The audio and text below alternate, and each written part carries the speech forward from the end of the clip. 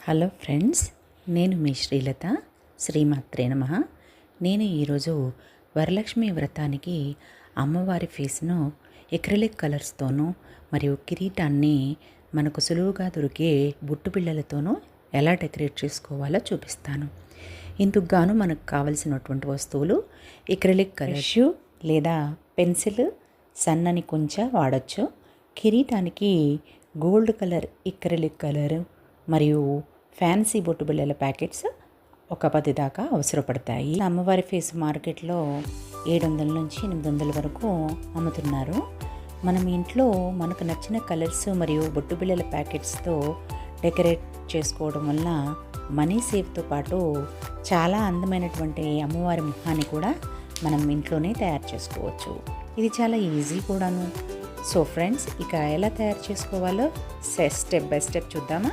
అమ్మవారి కళ్ళను వైట్ కలర్ను ఉపయోగించి కలర్ చేసుకోవాలి. తరువాత బ్లాక్ ఎక్రిలిక్ కలర్ని యూజ్ చేసి లోపల కనుగుడును నలుపు కలర్తోనే మనం రెండింటిని దిద్దుకోవాలి.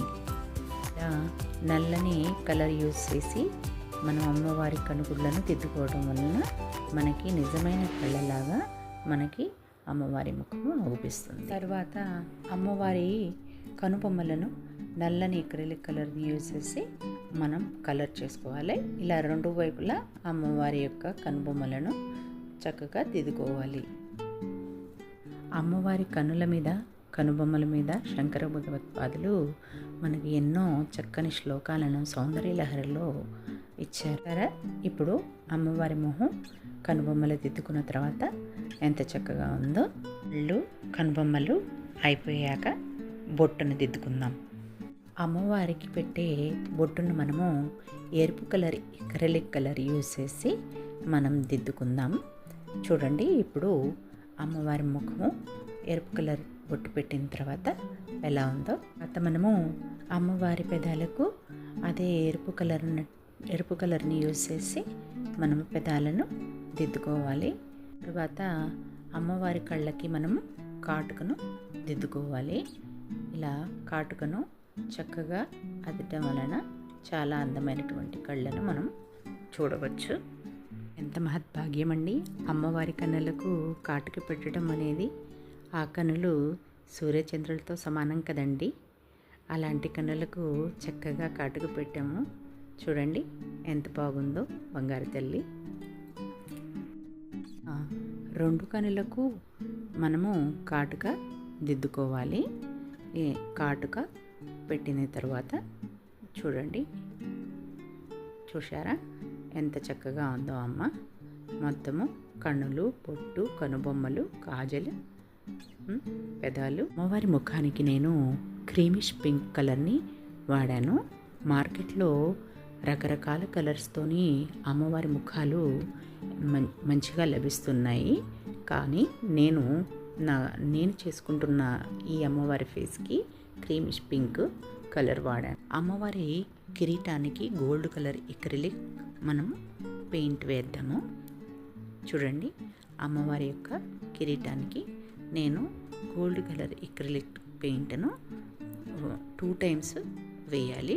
ఒకసారి వేసిన తర్వాత ఆరిన తర్వాత మళ్ళీ ఇంకొకసారి వేస్తే మంచి కలరు మనకి గోల్డ్ కలర్ కనిపిస్తూ ఉంటుంది.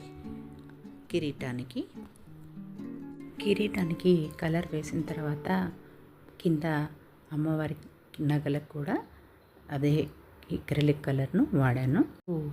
అమ్మవారి యొక్క కిరీటం యొక్క బార్డర్కు చిన్న చిన్న స్టోన్స్ ఉన్నటువంటి బొట్టు బిళ్ళలను అతికించాను. చూడండి ఇప్పుడు ఎలా కనిపిస్తుందో. తర్వాత ఇంకో రకమైనటువంటి దానికంటే కొంచెం పెద్ద సైజు ఉన్నటువంటి బొట్టు బిళ్ళలను తీసుకొని దాని కిరీటానికి నెక్స్ట్ స్టెప్లో అతికించాను. ఒక స్టెప్కి ఒక రకమైన బొట్టు బిళ్ళలనే వాడాలి. కలర్స్ వేరే అయినా పర్వాలేదు, కానీ ఒక బోర్డర్కి ఒకటి వాడినప్పుడు దానిపైన ఉన్నటువంటి దానికి మనం వేరే బొట్టు బిళ్ళలను వాడాలి. చూడండి, దాని తర్వాత నెక్స్ట్ స్టెప్లో నేను కోన్ షేప్ అంటే దోస గింజ షేప్ ఉన్నటువంటి బొట్టు బిళ్ళలను అతికించాను.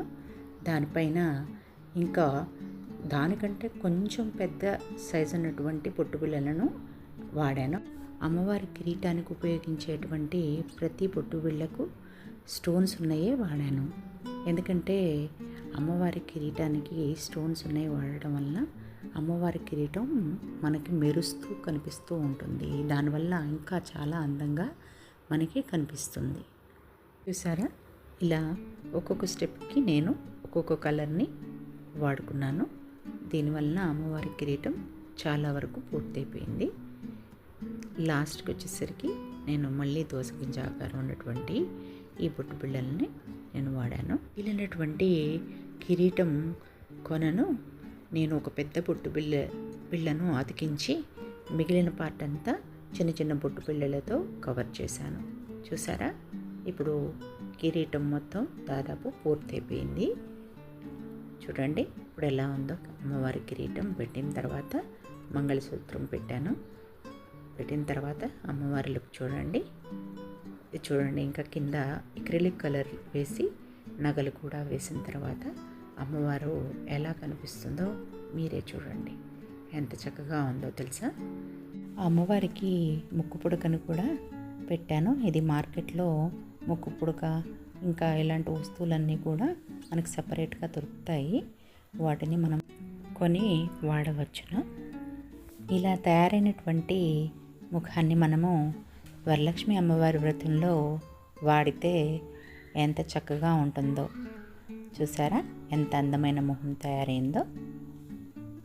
మీకు గనక నా వీడియో నచ్చినట్లయితే సబ్స్క్రైబ్ చేయండి, లైక్ చేయండి, షేర్ చేయండి. Thank you for your support. శ్రీమాత్రే నమః. సుమనస వందిత సుందరి మాధవి చంద్ర సహోదరి హేమమయే మునిగణ వందిత మోక్షప్రదాయిని మంజుల భాషిని వేదనుతే పంకజవాసిని దేవసుపూజిత సద్గుణవర్షిణి శాంతియుతే జయ జయ హే మధుసూదన కామిని ఆదిలక్ష్మి సదా పాలయ మాం.